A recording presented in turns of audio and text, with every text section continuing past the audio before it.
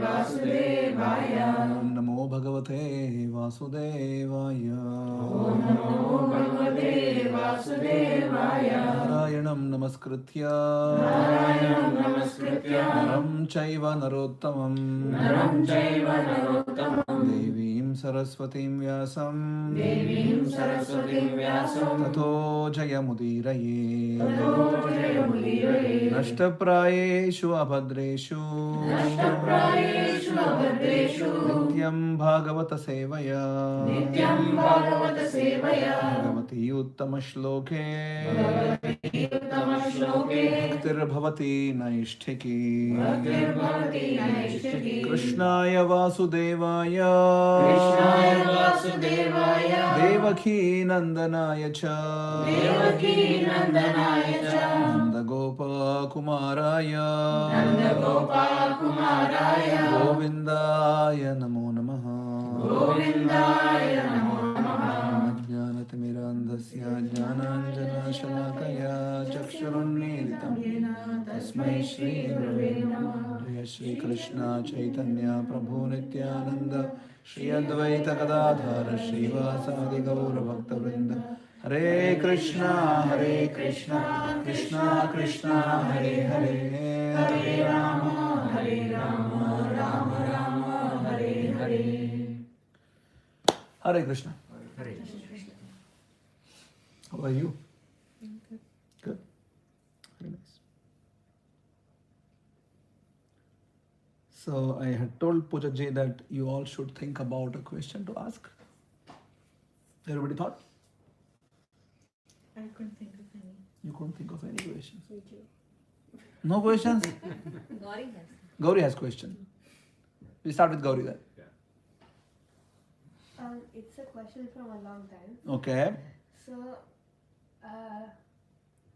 why was Indra the king when he tried to beat Krishna, as a human, because he didn't know that he was. In order to beat Krishna? Yeah, he got angry. Yeah. So why was he at the Do you refer to the story where Krishna had to lift the Govardhan hill? Yeah. Okay. Because there is another instance. You know that? No, I'm asking you now, adults. There is another instance where Indra quite literally fought with Krishna. So that story is that there was a demon who came and defeated the Devatas. And just to humiliate the Devatas, he even stole the earrings of the mother of all the Devatas, Aditi. And then Indra with all Devatas, they came to Krishna. Please come and help us. This demon came, Narakasura. What's his name, I believe. And Krishna took Satyabhama with him and went to the place where Narakasura was living. Krishna killed him and then took the earring of Aditi and then went to the Swarga to return it to Indra. And after returning, he is coming back, and Indra worshipped Krishna and everything, and Krishna is coming back. And Satyabhama said, I like this Parijata tree. And Indra just took one Parijata tree with him. Okay, we'll go and put it in Dwarka. And Indra became so angry. How can Krishna take my plant, without telling me? So he actually went to fight with Krishna. Krishna defeated and then went away. Can you imagine? Anyway, so that's actually Krishna and Indra literally fought. And Indra actually fought with Krishna. He came to attack Krishna. So, in the first instance when Indra had to be subdued, Gauri, it's the situation that if someone is given power, with power comes great responsibility. That's from a movie. But power also makes people extremely arrogant, proud, right? Egoistic. And then Indra, given that he is such a big personality, and Indra is a position. It is like the President of India, Prime Minister of India, or Prime Minister of of Netherlands or president of the United States. It's like a position, right? The present Indra's name is Purandara. It's a person, like you and me. Vimendra can become Indra if he wants. You just need to do 100 Ashwamedha Yajna. After 100 Ashwamedha Yajna, you will be qualified enough to become Indra. You will be made Indra somewhere at some time. You are qualified. So there is a lot of people, like lot, in which this person. But there's not enough ghee for that. Yeah, there is no enough ghee. So Vimendra can arrange. He can do something if he does all these things, and yeah, he will be also put in this lot. Somewhere else, whenever there is a need, he will be picked up to be made as Indra. So, Purandara is the name of the Indra right now. And somehow he felt that he is very powerful and he is independent of Krishna. That was the thought which sort of came to his mind. So when people were worshipping Krishna, were doing things what Krishna has told and worshipping Govardhan, as Krishna has told, Indra just couldn't digest it, that how can these people not follow what I want, but they are doing something which Krishna is saying to them. So when ego and pride and arrogance, all these things are attacked, a person really loses control. They get angry. And they got angry. But then his power was insignificant in front of Krishna's power. And Krishna didn't even fight at that point of time. He just lifted the Govardhan hill and he was just standing there. Just had a good, nice leela inside. I mean, not inside, beneath, underneath. I don't remember Indra coming to the Golden Mountain. No, he was just showering rain. So Indra is the god of rains. And then he told some Vartaka clouds which are there to bring rain during Pralaya to go and flood. But because of Krishna's power, all that water which was pouring down was just disappearing somehow. And eventually some Vartaka clouds they became useless. For 7 days, 7 nights, they were downpour. It was not water which was falling, it was like pillar is falling. Still no effect. And eventually Indra realized that this is the supreme personality of Godhead, Vishnu, who is here. I should not be messing with him. So he comes and falls at the feet of Krishna and then asks apology. But as the pages of Srimad Bhagavatam show, he didn't really learn the lesson full. Right? He had to be taught lesson again later. Anyway, is that okay? Yeah, thank you. Good. Next question. Yes, Vimendra. Nothing from my side. You have to ask a question. Everybody has to ask a question. The only question is that, majorly on the focus. I mean, how can we get there? Because, like, you close eyes, you have too many things Yes. going around.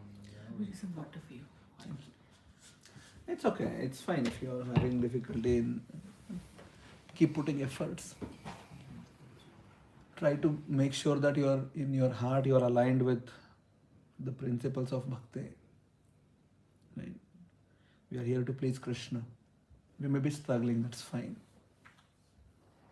I mean, not that we should be just struggling all the time, but it's okay to struggle. We are not here as yogis or jnanis, want to achieve something. We want to please Krishna, and we are chanting Hare Krishna mantra to please Krishna. Right? So, if there is some struggle, that's okay, it's fine. Our goal is not to control the mind. The goal is to please Krishna. Yeah. So the jnanis and the yogis, their goal is to control the mind.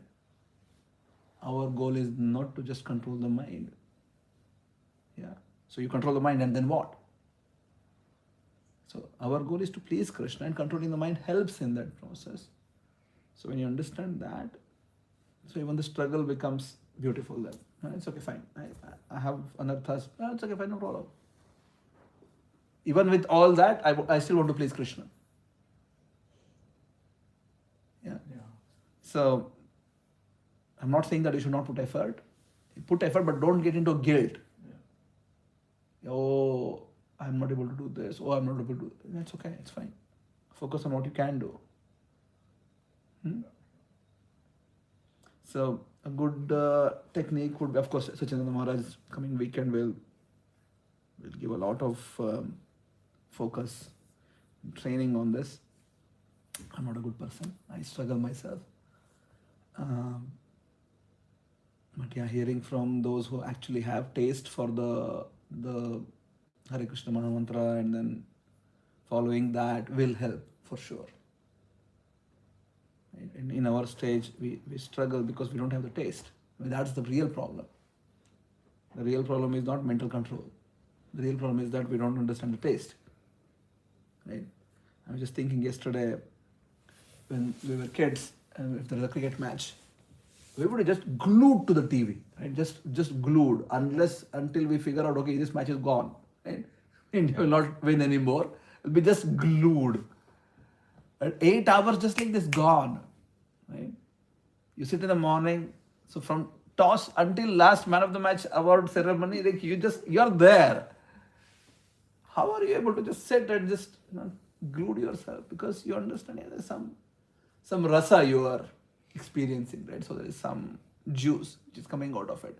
So right now in bhakti there is no rasa which we are extracting. It's a bit dry for us. Except prasadam, everything else is a bit dry. Right? So prasadam is okay. We are able to focus on prasadam. Nobody tells that, oh, I'm so distracted while eating prasadam, right? It's so difficult for me to eat prasadam. Nobody tells that, right? Because there is something tangible right in front of you. You're able to eat it. So there is some rasa there. But in chanting, kirtans, bhagavatam, it's a bit difficult. There is no rasa yet because of conditionings in the heart. So slowly as everything else also becomes meaningful and tangible, you're able to experience some rasa in bhakti. Right? And then we'll be able to do it in a much better way. So I should be really focusing on that. Like, how do I really perform bhakti? So bhakti needs to make sense. And then Hare Krishna Mantra will automatically make sense. Okay? Hare Krishna. Next question. Yes, Haitya. Okay, so I have a question which is my recent experience. Yeah. With, I'm not sure whether is it spoken out with the crowd or. Sure, no I'll problem. ask you. Can you give me in a small cup? It's just too big. Oh, I thought it still remained hot, which is bad. No, it's okay. Just give me a small cup. The other day I was, I learn music and it is online, so I was, while the class was begin, I was like just discussing with my teacher that, okay, today, on Sunday we had the morning off, right? So after that I had the class, I was telling that this is the program I had to do.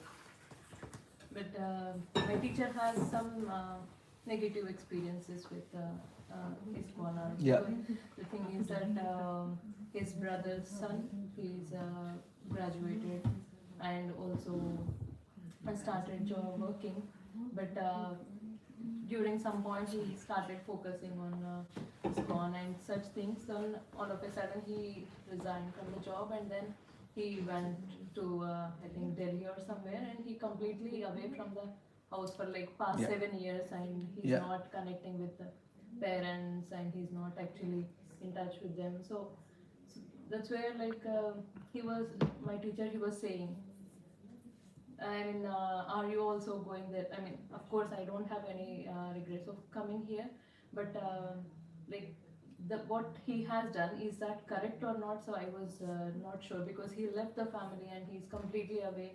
But in a way I also thought that, okay, getting into that thought also is like he's so blessed to have. Yes. But at the same time, he should think of the family, or he should think of liberating, or I was confused actually what is important here. So there are multiple dimensions.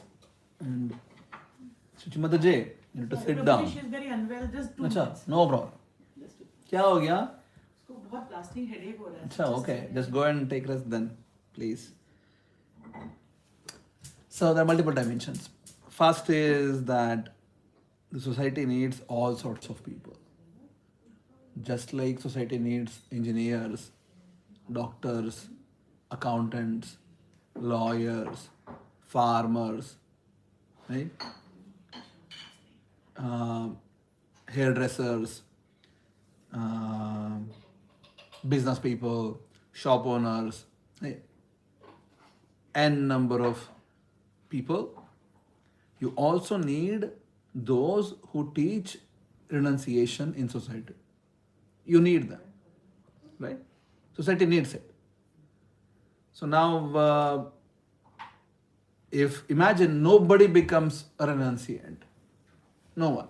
So you basically then you're lagging, right? As a society, then you're really not progressing, because then the big portion of it is all just fully just materialistic. Then somebody has to be teaching that you need to renounce, isn't it? Yeah. So just like every other thing is a necessity for society, you need also people who are monks, right, who have renounced. Now, not to make everybody else monk, and everybody else will never become monks, right? Just because somebody becomes a doctor doesn't mean that the whole society becomes doctor, right? We also have accountants are there, business people are there, engineers are there. Everybody is there. The society will find its own balance, right? So now, so some people who have this sincere desire in their life that I want to renounce the world, we need to celebrate it. Just like we celebrate somebody who gets into MIT or Stanford or whatever by accomplishing so much, we celebrate it, isn't it? We should also then celebrate people who renounce. Yes. The problem is that the family is No, not that's different. That's a different time. We'll come to that. Yeah. Do you understand and accept this?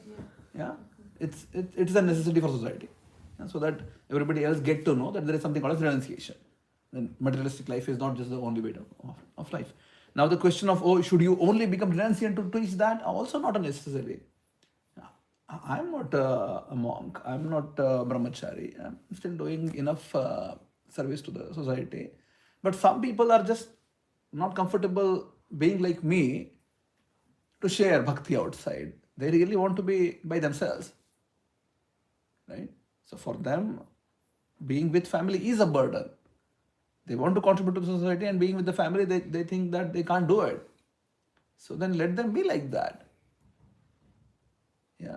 Some other people, like me, I think, I am most comfortable like this.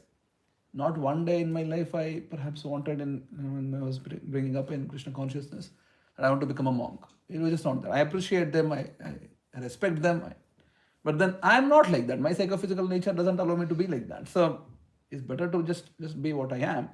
And same goes with my friends, for example. We have a couple of friends, my own classmates, my roommates, who became brahmacharis in ISKCON. One of those brahmacharis' sister, my brother married. And so he's a brahmachari. He's my exact same college, same degree. And after the bachelor's, he just joined the ashram, and then, of course, he worked for a couple of years before, and then he joined the ashram and became brahmachari. And same with another friend of mine, who I pulled him to Krishna consciousness, to come to Krishna consciousness. And he got attracted only because, what I am or who I am. And then I just pulled him, but then he somehow liked to be a brahmachari. Now his parents hate me because I pulled him. Now I got married, but then he became brahmachari. Now, what can be done? It's okay. The world will find its own order anyways. People can't be really forced to do what they want, right? Just like you can't force your son or daughter to, okay, you have to be a lawyer, you have to be a doctor, you have to be an engineer. You can't force that, right? It's too much of infringement of personal space if somebody does that. So similarly, you can't really force a spiritual person, you have to get married, that's wrong. And you also can't force, you have to get brahmachari, that's also wrong. It has been sometimes in the past that ISKCON has done mistakes. I I'm not saying that there is no mistake at all. This is like the best God's chosen people. No, I'm not telling that. There have been mistakes made, but mistakes have been corrected. Right?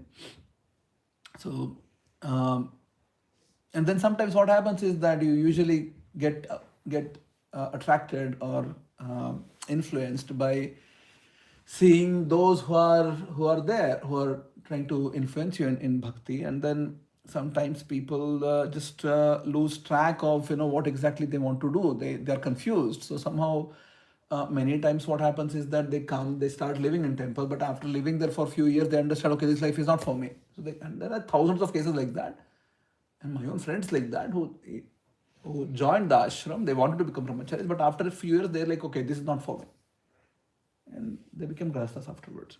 That option is always there. When brahmacharis who are like 40, 45 years, 50 years, after living in ISKCON as brahmachari for 25 years, they have left ashram and they have got married. So as a brahmachari, you can do that. Usually sannyas, once somebody gets sannyas, nobody goes back from there. Until somebody gets sannyas, and brahmachari is not a sannyasi. And brahmachari is just, you're just living in ashram. So sannyas in the category of especially ISKCON, people don't get sannyas just easily anymore. Because previously, during Prabhupada's time, there was a great need. So Prabhupada gave sannyas very freely to many people. And some of those people who got sannyas were not able to keep up with sannyas. So they stopped being sannyasis. So now eventually ISKCON as a toddler is learning, trying to catch up with the society, and then so we have enough strict, very stringent rules to who is a sannyasi. And so, and brahmachari is not a sannyasi, and brahmacharya is, they're basically living a spiritual life, making a good attempt to serve society, and they can come back and get married anytime. So your friend's son could anytime come back and get married if he wants to. Nobody is forcing him to stay in the ashram. He is choosing to be in the ashram, and then that's fine. Yeah. So just like everybody else is choosing to be a married person having a good job, this person is choosing not to get married and not to be in the corporate and to continue to serving society in a different manner. And I understand the feeling of the parents, and I also, so that's one angle which has to be considered. So usually in many of these temples, this is considered. Decades ago there were situations wherein it was all just hangama which was going on, and then somehow there was a big drama that people would come in trucks with goondas to take the sun away, and then they want to come and beat up everybody and then lift the sun and go away, and still the sun doesn't go away. And then, so enough drama used to happen before, and nowadays it's much more streamlined. It doesn't happen anymore. Usually the kids are informed well in advance about, okay, you need to take blessings from your parents and talk with them, see how the family situation goes on, and then in majority of situations they do take their parents' consent in getting in there. So now if the parents just don't want to give consent at all, then what can you do? Right? So sincerity needs to be appreciated always. If there is some wrongdoings which are being done and which have happened, so I'll be very honest about that as well. But we have corrected ourselves. Right? Now, at the end of the day, the goal is not to become a brahmachari or a sannyasi or a grahastha or whatever. The goal is to become Krishna conscious. Okay? Hare Krishna. You want a shawl or something? Yeah. ऊपर से shorts लेगा। नहीं यहाँ पे रहते हैं वो मैंने भेजे थे specially. Good. Clear? Next question. Anything to follow up? Do you feel you are sufficiently equipped now to answer this sort of situations and to answer these questions? It's a thing from their point of view. I mean, when my sir, when he told, I was really happy that to reach that it is not so easy. Yes. So even I was like, when he is actually going that path, they should encourage. Yes. That's what we have to get into, and even we try also, we cannot reach. When somebody is actually going the path, we must encourage them. Yes. But since parents are not into that, so they don't understand. Yes. I think their point is like more of like you like brought them up, and now like this is the age now they give back or like take care of them, and Yes. this time he is going back. So the thing is that how can they take care of the family, like if they want to go. There are this is- enough brahmacharis who take care of their family very well. Okay. They are always allowed to go back and serve their parents whenever there is a need. Okay.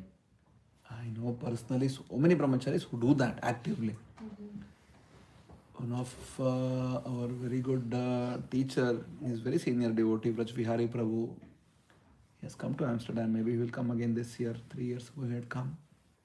I know that his mother was sick, and then he went and he lived in his home for like 6 months or more than that, serving his mother because she was sick.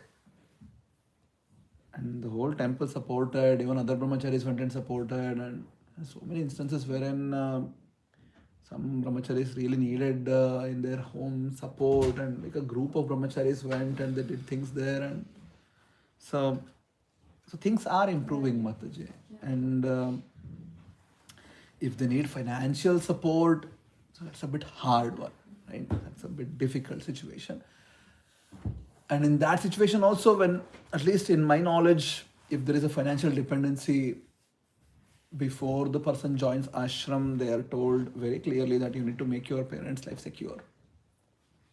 Put a big lump sum in their account, things are taken care. Yeah, so this was being done already, like 10, 15 years ago this was being done. Now it must have been even better. So, yeah. But then I don't think it is not completely of this actually, but he also has a brother who is taking care of the family. So the only thing is that they have not expected that this would happen. So Yes. that's why It's a bit of a shock. Most of the times what happens is people just don't come out of shock. Because the linearity of life is just questioned. Right? You're confronted with something which is you never thought. It happened in my own life. Even though I was telling my parents that just don't worry, I'll get married, they would just never accept it, because the usual expectation from somebody who would, especially the young person who follows ISKCON, is that, oh, this person is gone. And that was how the impression was, at least when I was growing up. Now it has changed. Because lots of people are there like me who have got married, who are there in ISKCON, but also serving in ISKCON, and also having a family, also having a career. That's there now, so it's a bit different situation. But in my family, when I think I told, right? I don't remember where I was telling last week here or some other program, that just before joining ISKCON, I used to watch 5 movies a day, sometimes 6, and my parents are totally fine. Yeah. I used to put music on such high volume. In TV, you get like 1 to 100 volume, right? So I used to put 100. Everybody would leave house, would go away somewhere, and they would come back after 2-3 hours. But they were fine with it. And then in first year of my engineering, I went back home 8 times.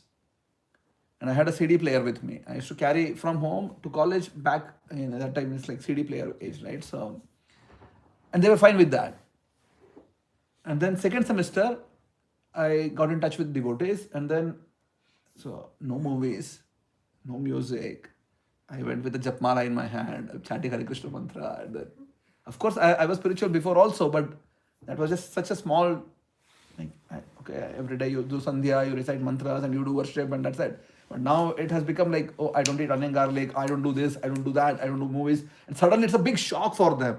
And the only thing which they thought, okay, this person is gone, he's going to become a monk now, he's going to become a sannyasi, and that's it, right? So, and they started complaining to my teachers, my school teachers, my college teachers, my high school teachers. Everybody started calling me, like, why are you doing this?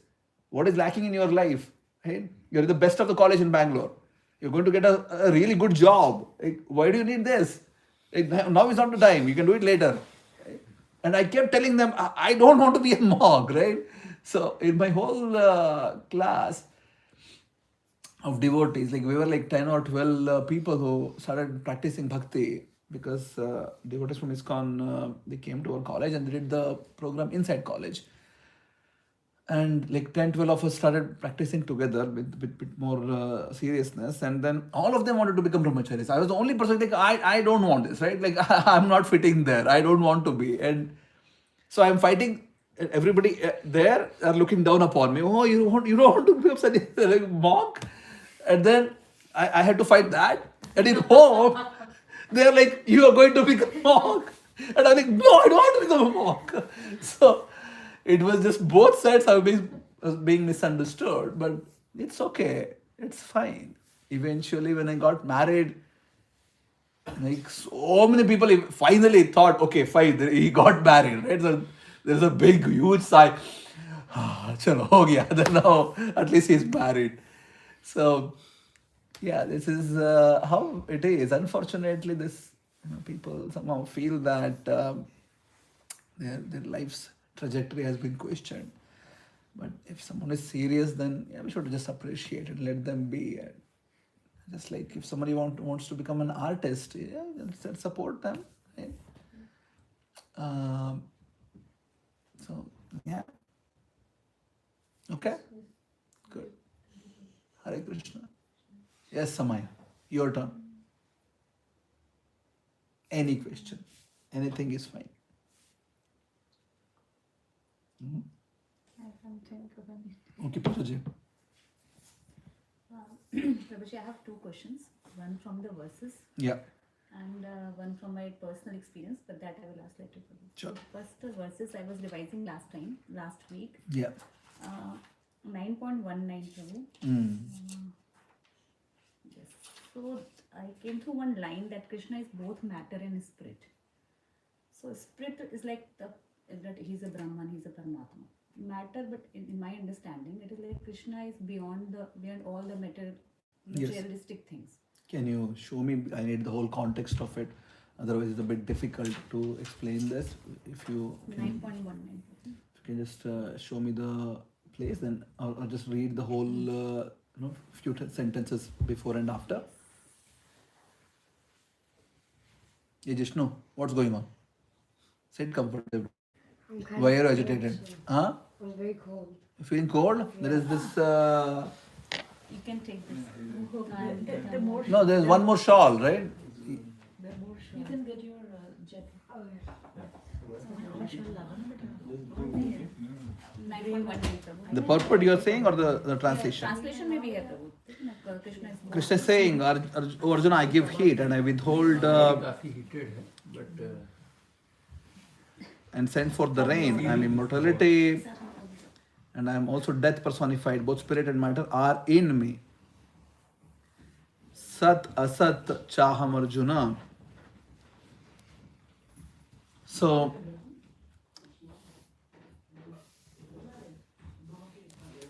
Krishna is saying that he is basically everything in the entirety of creation.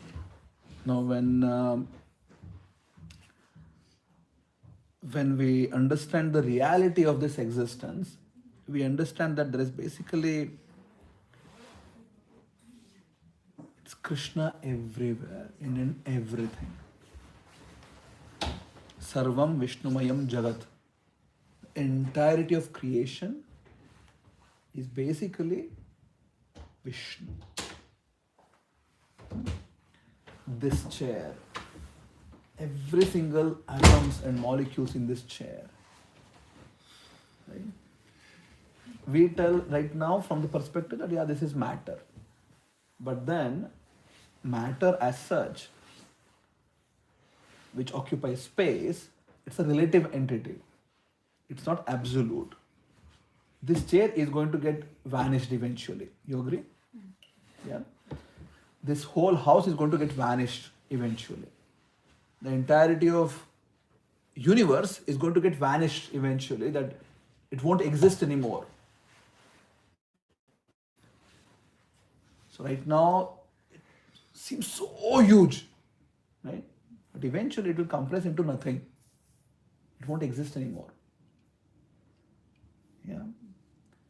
And the entirety of this manifestation is Vishnu.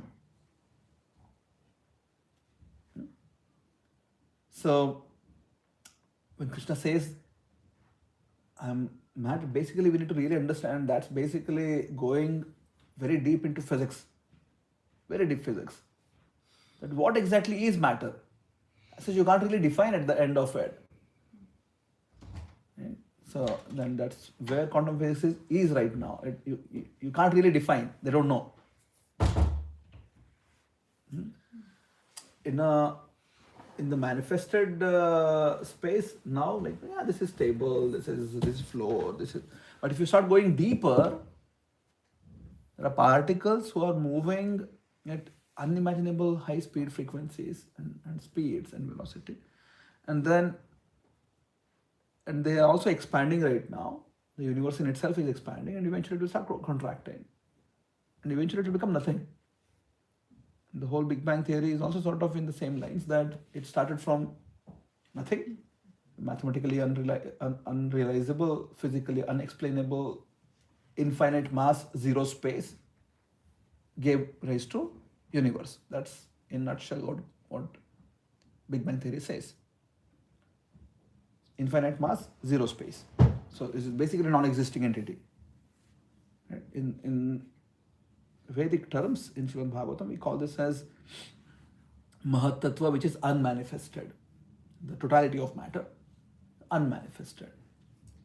Now, when they manifest, what is manifesting? What is manifesting is Krishna's energy, which is manifesting. Right?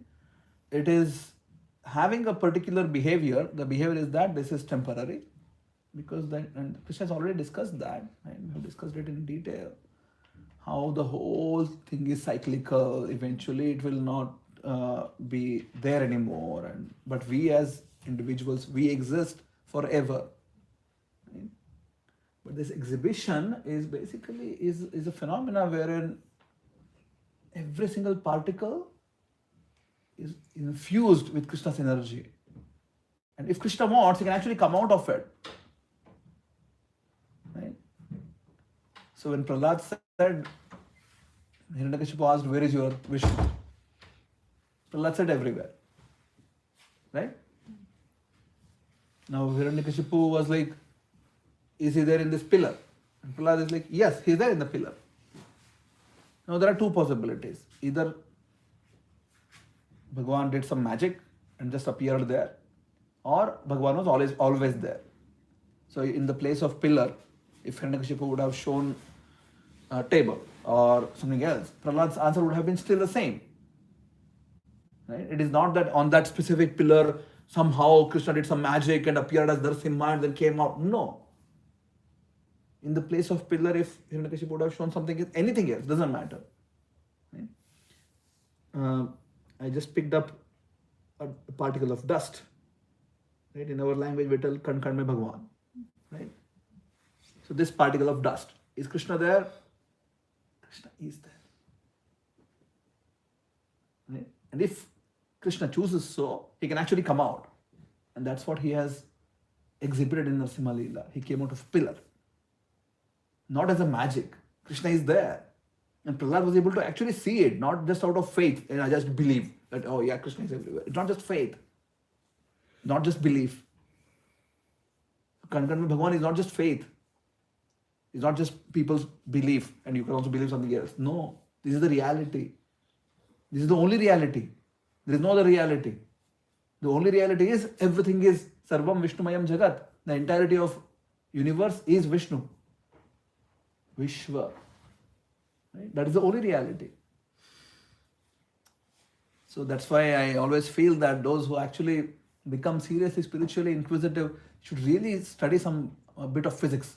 Really, just basic level. Just understand that we're not really speaking some garbage, faith-based, just belief system here. That you just, some people can believe, some people don't believe, and that's not what we're discussing at all. This is really valuable education. This is highly intellectually valid education system. And the beauty is it transcends even beyond that. that there is actually a personal form of Krishna. It's not just some energy floating. And this person, you can have a relationship, and that's bhakti. So it makes life so beautiful then. Yeah. So, is making sense? पर वो energy देखने के लिए तो You need to have- qualified. Right now, you're not qualified. You can become qualified. Prahlad was qualified. Prahlad was able to perceive it. It was not just his belief that yeah, Krishna is everywhere. For us, we don't know. So when you don't know, you put a frame of belief there. If you know, why do you need to believe? Do you believe you have parents, or you know? I know. You know you have parents, right? Because you've interacted. Yes?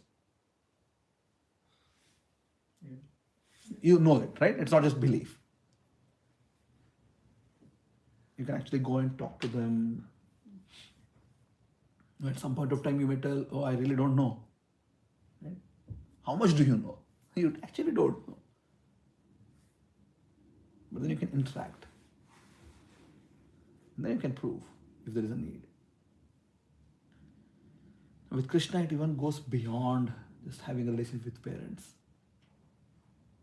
Yeah, because the reality of the world, the whole of the creation, you're always functioning within Vishnu. Yeah, and that's why you understand it's just a fractional part of it. Yeah, you're always functioning. This whole universe is Vishnu. It is Vishnu. So, matter and spirit are categorized based on how we are interacting with it. The moment we use anything for our own gain, our own idea of happiness, it becomes matter.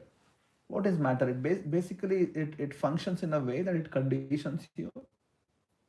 Yeah, you get karmic bondage. Right? The moment you see that no, this is for Krishna's pleasure, I just use it for Krishna's service. Right? I have this house, it's not for my enjoyment, I use it for Krishna's service, and this exact same space becomes a spiritual thing then. So matter and spirit is how you look at, and that's basically quantum physics. Right? It's based on perception. It is not really, it can exhibit both features simultaneously based on your perception. That's a very solid Schrodinger's cat experiment. Right? So if you don't know about it, you should go and read about it. So it's based on your perception. You need to really, how you are perceiving, it's behaving like that. So that's exactly how matter it is. Now, if you think that, yeah, this is, or if you understand, not just think, this is all there for Krishna's service, it is spirit. You think that, no, it's for my enjoyment, it's matter. Yeah? The same thing, no difference. Okay? Good. Next question. Next question is like Prabhu, जैसे हम अभी एक और वर्ष में ये पढ़ा था ना कि like if we worship demigods, देवतास, Yes. it goes directly to the Krishna. Yes. Somehow like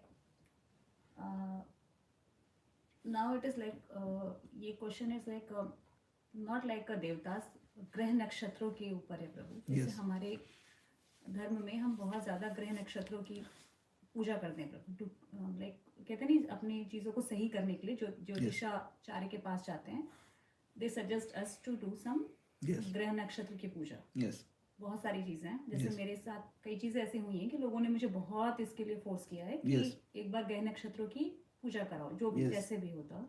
Yes. But मैं इस चीज़ को नहीं मानती प्रभु. Yes. मेरा ऐसा मानना है कि हम अगर भगवान के की पूजा करें तो Yes. वही सबसे Yes. मोस्ट इम्पॉर्टेंट चीज़ है, वही होना चाहिए. Yes.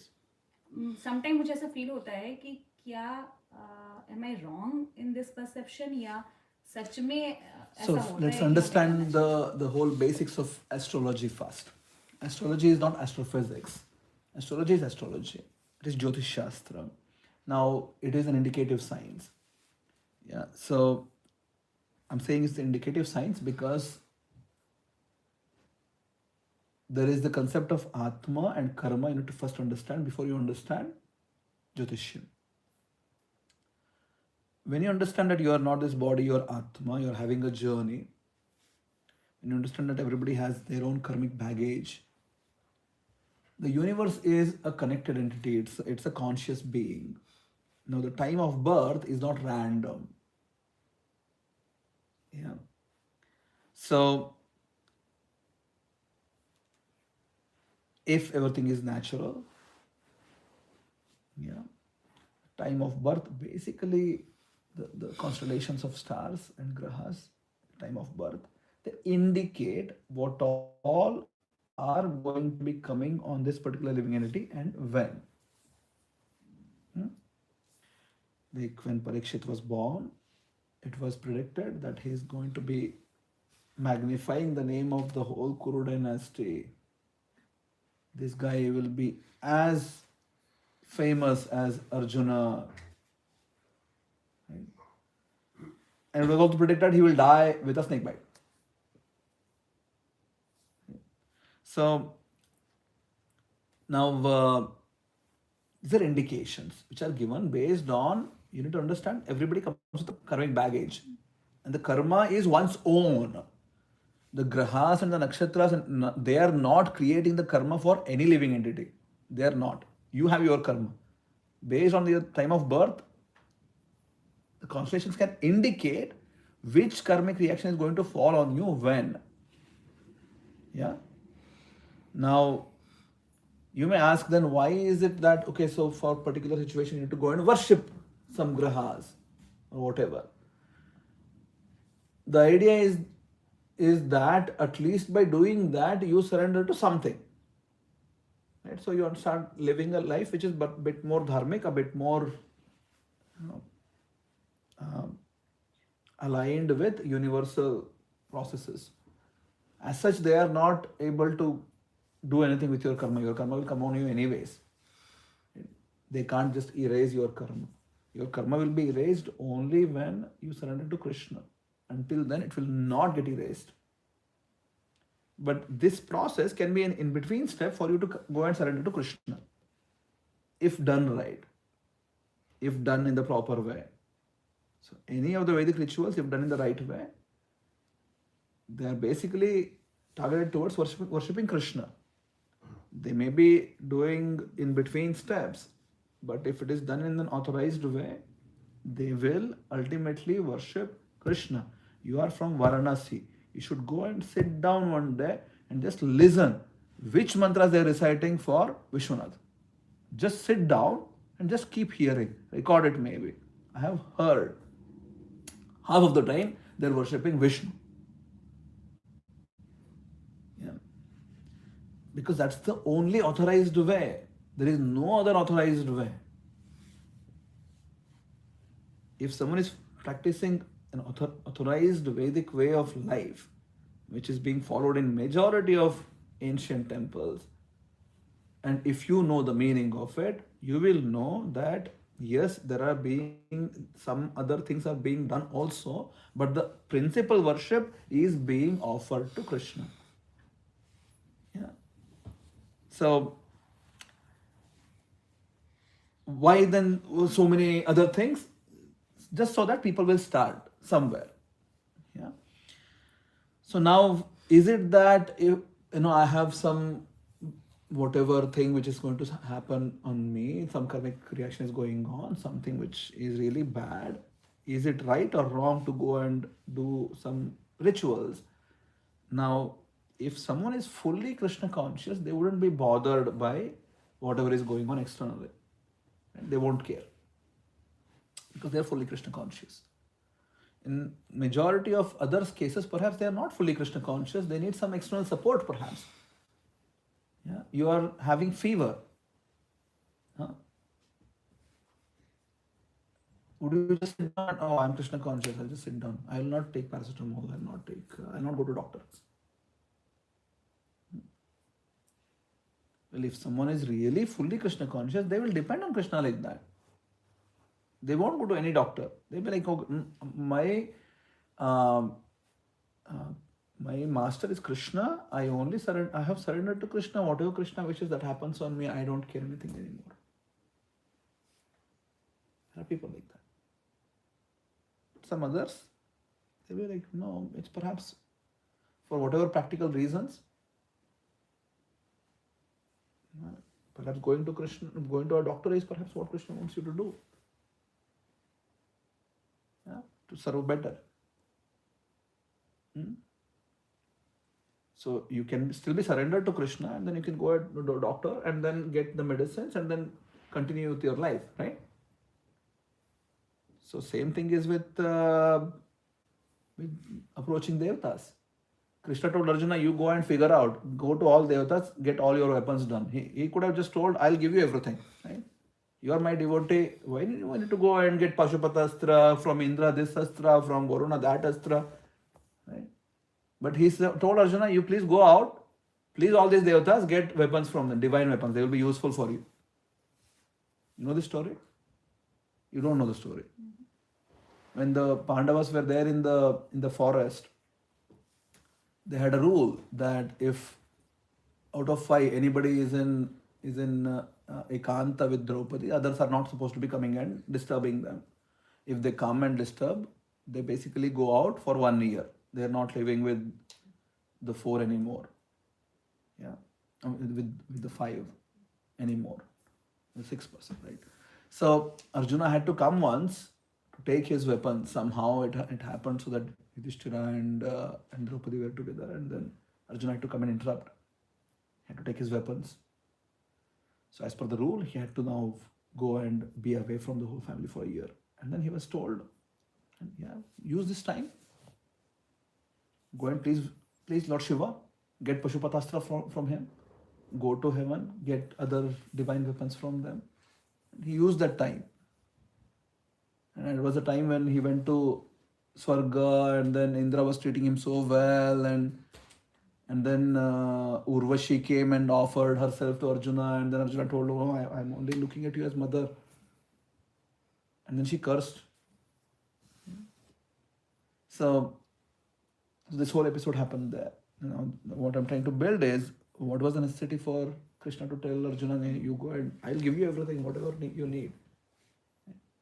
Because sometimes Krishna also wants you to be living a harmonious life with the whole creation. It's not just you and Krishna, right? There are also other people there. So live a harmonious life with everybody, be respectful. They're all powerful entities. So, and they're all servants of Krishna. So when you understand this harmony in the creation, you also will be, okay, fine, I'll just like I go to a doctor to get whatever supplements. Just because I go to doctor to get my health fixed doesn't mean that I'm not surrendered to Krishna. You agree? And if I'm fully surrendered to Krishna, maybe I also choose not to go. That's okay. But you just because you go doesn't mean that your loyalty is being compromised right now. Right? So same. You can definitely be grateful to devatas. You can go to them. You can, if something are needed for your practical application of bhakti, just go and get them, get it done. But that doesn't mean that your loyalty is.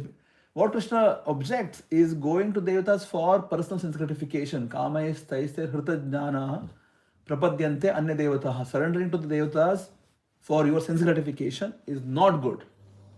Going to devatas and telling, I want this, I want that, give me a Tesla, give me this, give me an island, give me a great job, give me a promotion, give me a husband, a wife, child.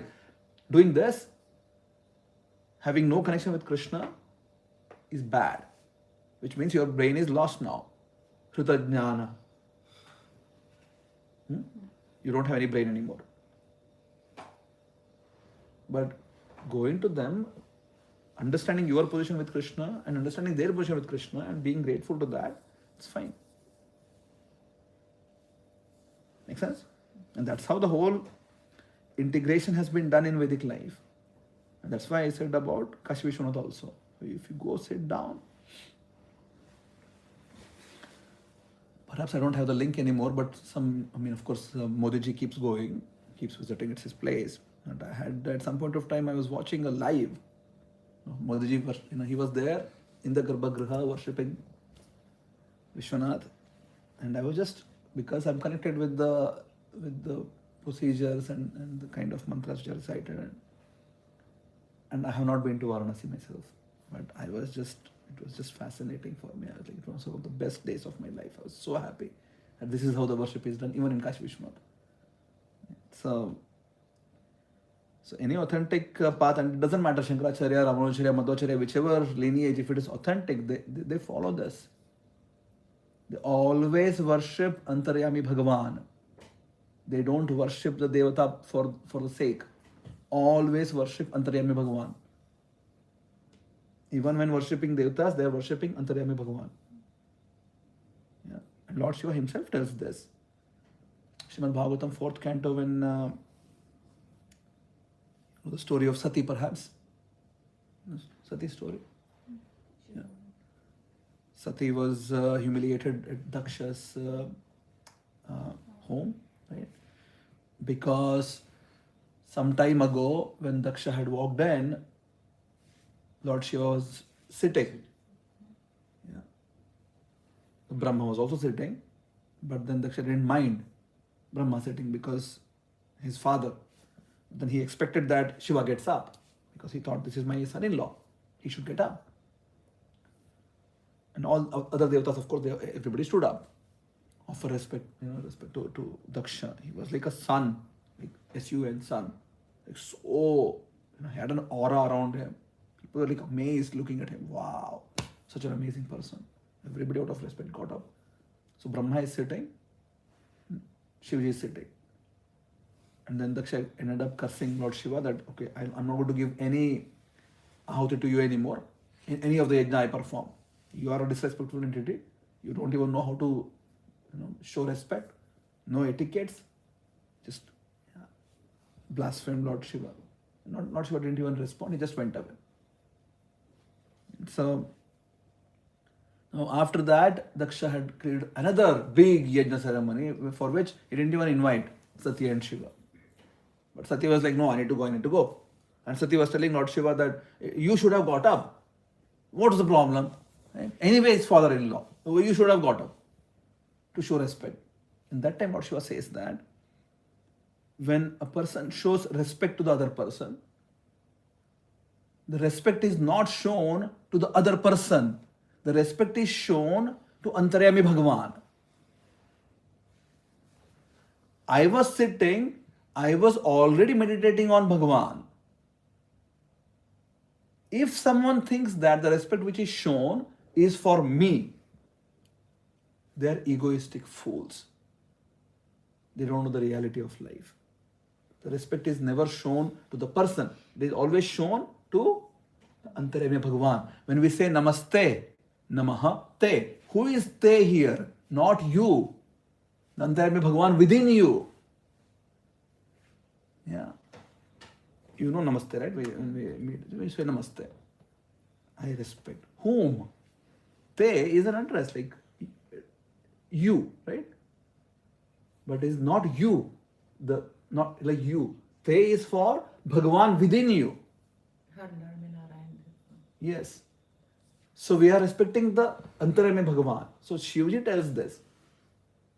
Anybody who respects persons for the sake of them is a fool, doesn't know the reality. The respect is always shown to Antaryami Bhagavan. And that's exactly how any worship is done in all the authorized sampradayas, including Shankaracharya sampradaya. And that is just Vedic life. This is how Vedic life is. Unfortunately, we don't know. We are disconnected from the actual knowledge. We are also disconnected from the reality of life. And we also look at everything as disjoints. We don't have an integrated view. And many of the even so-called Vaishnavas also don't have a unified view. They think, oh no, I'm a Vaishnava. Why should I go and worship Shiva or something? Disconnected, disoriented people we are living with. So to really understand Vedic life is not a disconnected, disoriented life. It's an integrated life with harmony. There is one reality, and that's Vishnu. So Vishnu is also empowering all devatas. That's why he says anybody who is worshipping whoever is coming to me. It's the reality of life, Mataji. It really doesn't matter what one thinks about it, how one interprets this. It really doesn't matter. This is the reality. No living entity, nobody else in the whole of creation has any ability. Krishna has all the abilities. He gives ability to everybody. Yeah. It's because of the presence of Vishnu, every single entity has some or the other ability.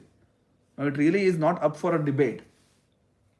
It really doesn't matter what you think about it. This is the reality. So you go and worship them.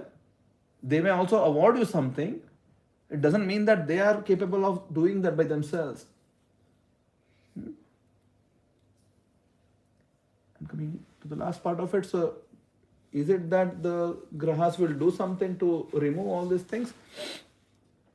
Things may get postponed with the hope that you will surrender to Krishna. And if you surrender to Krishna, the entirety of the entire baggage of karma is all destroyed. And that is the only way. There is no other way. Okay? Good. Who has the next question? Nishit, right? Yeah, You have any question? I do have, but Shoot. yeah.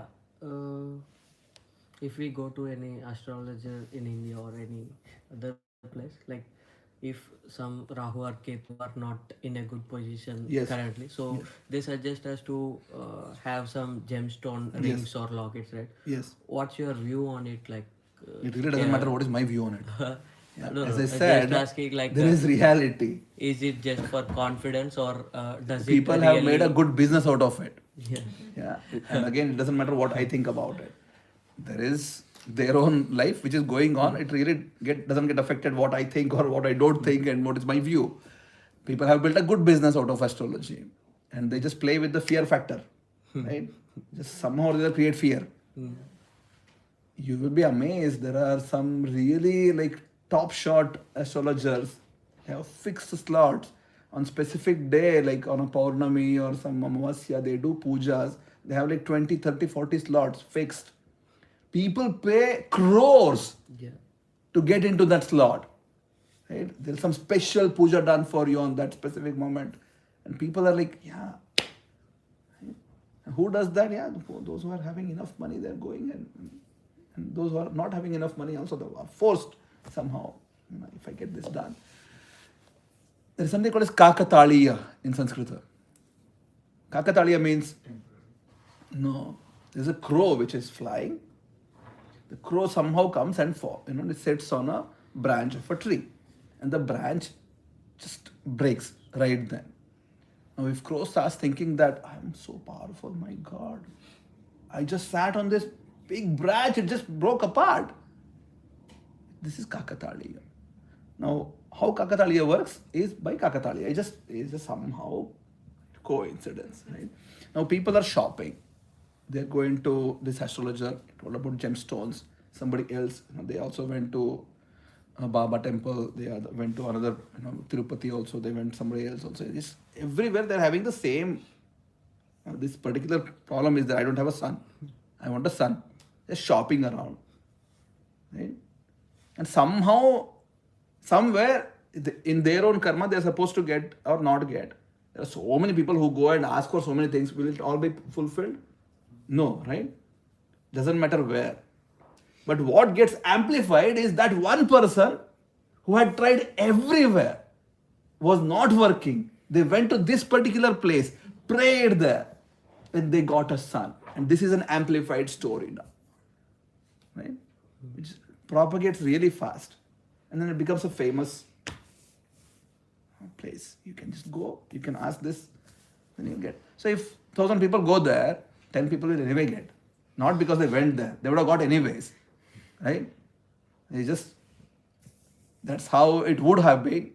But then because it's synced now, your karma is somehow synced with this particular action.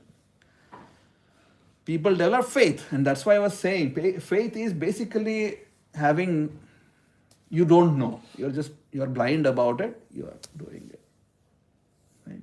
Reality, you don't know. It really doesn't matter. There is a famous, even if somebody is like, there is a tree, people go and tie, you do this, something is going to happen. Great. There is a small stone somewhere. This is like so powerful. You go and it's craziness. Now, who is crazy? The one who is going or the one who is selling? The one who is selling is doing a business. A real crazy person and the lost brain person is the one who is going, paying so much to get whatever. Right? Because you can't just get rid of your karma by doing random stuff. Yeah. Karmic balance is there. It won't get destroyed. Actual reality of life is to surrender to Krishna. If you surrender to Krishna, your karmic baggage will perhaps get destroyed. And that is the only meaning of anything in life. You need to be able to surrender to Krishna. If going to Devata's help in that process, no problem, go. Yeah. But spending money, I'm not sure. How will that help? No, actually, those, like, is there any some stones which affect on our body scientifically, like There maybe may be some. like spaticum and some, I don't think so, Yeah, Marga the but money also. perhaps Yeah. there is some. Spaticum has a, like, There may be some. yeah. But if something is going to happen to you, Hmm. it will happen anyways. Just because you wear Yeah. a gem, it won't get. See, your life, you live for a number of years. But that's not it. You will live again afterwards. But not physically. No, Yeah. in physical. You will just get into one more One form. more body. Yeah, very much physical. Okay, so if something is not coming this time, it will come next time. No problem. So real intelligent person should think about, oh my God, how do I fix the real problem? Yeah. Just wearing something will not fix that problem. No, I Right? don't believe in that, but just asking. No, I'm telling you now. You need to really think about the real problem. The real problem is, my God, I'm just stuck here.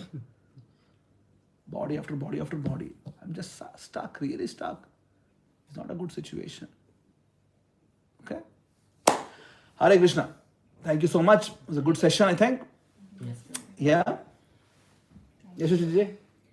I would want to ask Prabhuji, like, Ask a short question. yeah. 1 minute one. In the spiritual journey, like, because I have this habit a lot of, hearing. I have this bad habit of doom scrolling, but then it's mostly about, Krishna's pastime. There's so much content, and I like to hear. So everywhere I hear this, that, to reach closer, you need a guru. It's only very, very rare liberated souls which are able to reach there without a guru, but for a normal human being, we all need a guru. Now, in this world, how do we know that we have found one? Because also I've heard that when you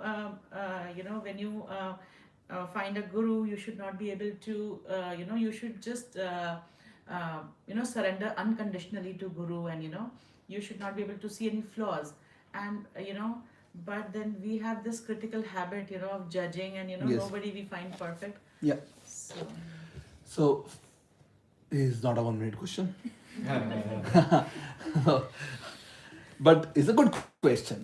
So let's discuss anyways. And we'll end up with that. To learn anything in life, you need a teacher. Right? Anything in life, you need a teacher. This whole universe works with this foundational understanding that when you actually surrender to the right source, you will be uplifted.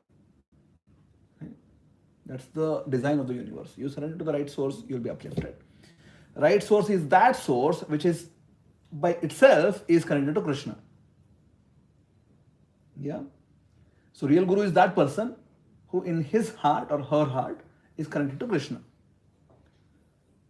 With an actual, they have done exactly the same process.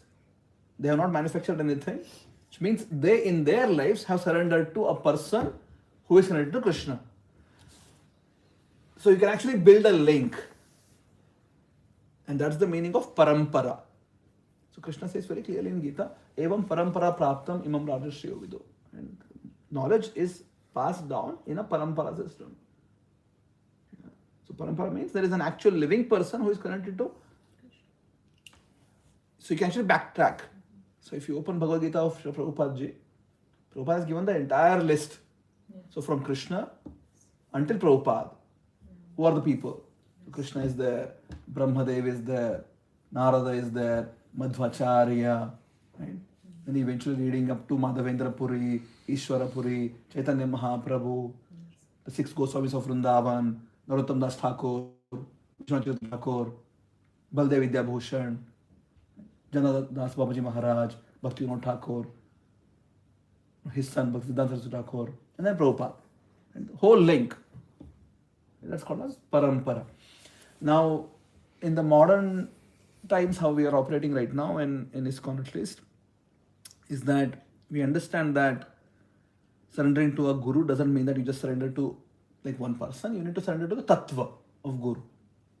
Basically coming from Krishna. You need to surrender to the tattva. So there are three categories of gurus. One is called as Pathapradarshaka, somebody who shows you the path.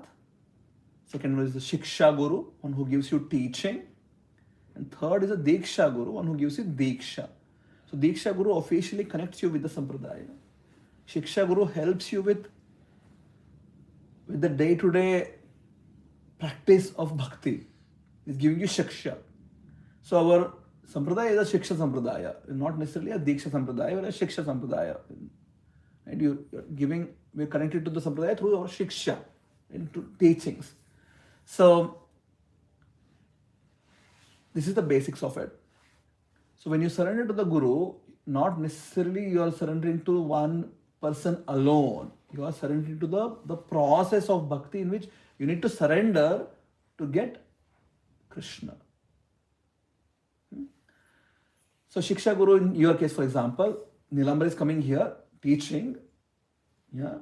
You are getting your knowledge, your teachings from Nilambar. So Nilambar is a Shiksha Guru for you. Nilambar is not a Diksha Guru. He is not giving Diksha to anybody. But Nilambar is teaching. Right? So, is that sufficient in itself? No. You need to get a Diksha. Also, officially, you have to get connected. And like that, we have around, I don't know the real number, but somewhere, let's say, close to 100 people who are giving Diksha in ISKCON. In other sampradaya, they have their own, every sampradaya they have their own methods of how they actually figure out this Diksha Gurus. In ISKCON, we have around 100 Gurus who give Diksha. Now, I took my Diksha from Radhanath Swami. Now, I'm not connected to Radhanath Swami on a daily basis, calling him, WhatsApping him, and I just don't have the access. But that doesn't matter. The real teaching comes from the hearing from Guru. And there are enough recordings of Radhanath Swami since 1980s. You can hear and then get the knowledge or inspiration or whatever which is needed practically. Now, if I need something which is a bit more specific, I call my Shiksha Gurus. Like there is, I just told one Brajvihari Prabhu who comes here once in a while, Jagannath Priya Prabhu, Keshav Maharaj sometimes, Sachinandana Maharaj very often. So, I have a few Shiksha Gurus with whom I get my Shiksha. And then Srila Prabhupada is our preeminent Shiksha Guru. So through his books, the Bhagavad Gita, Srimad Bhagavatam, which we study, we get our Shiksha from Prabhupada ji. Yeah? So we also get instructions and teachings from Prabhupada ji. So Prabhupada has also, in his own works, he has integrated works of other acharyas. So you also sort of get Shiksha from the entire parampara system. When you read from Krishna in Gita, you are getting trained from Krishna. Krishna Munde Jagat Guru. Krishna is the supreme guru of the whole of the world. So, we need to understand this. When this all is understood, then you can, of course, start searching for a person who is going to give you Diksha, and that necessarily doesn't mean that he is the only person who is going to give you Shiksha. You can have as many Shiksha Gurus as you like. Sripad Ramanujacharya had so many Shiksha Gurus in his life. I told the story of Ramanujacharya meeting his guru in last month's Bhakti Rasayana in Author. You hear that lecture. His Diksha Guru, as such, he never got Diksha from him. It was sort of inferred that Ramanujacharya is going to be the next Acharya after Yamunacharya because of how Ramanujacharya sort of exhibited himself. He understood the heart of his Guru. He had so many different Shiksha Gurus, Goshti Purna, Mahapurna, so many of them. So you can also. Right? But then Diksha you take from one person and you can choose whom you want, but that's not the deal maker or breaker.